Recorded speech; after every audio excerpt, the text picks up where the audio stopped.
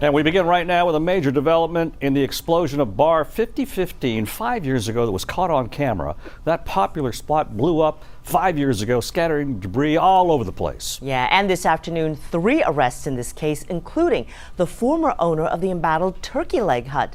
Lindell Lynn Price is accused of paying people to send that bar up in flames. Price and his alleged accomplices appearing in federal court in the last 2 hours. Jason Miles live there with the latest details. Jason.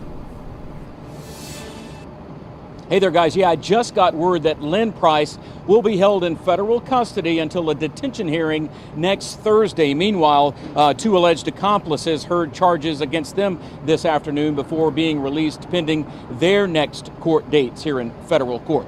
Take a look. Lindell Lynn Price's indictment is for conspiracy to commit arson of a commercial building, that bar, and conspiracy to use an interstate facility to commit arson of a vehicle. Now, according to investigators, Price plotted to set fire to Bar 5015, which was owned by another former co-owner of the Turkey Leg Hut.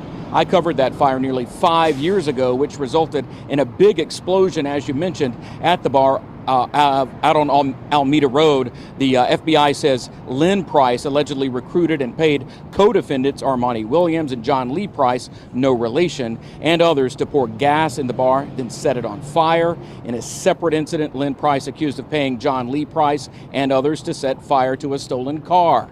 We spoke with John Lee Price's attorney just a short time ago. Here's a little bit of what she had to say. This is a classic example of being very mindful of the company that you keep. Sometimes the company that you keep can get you in trouble.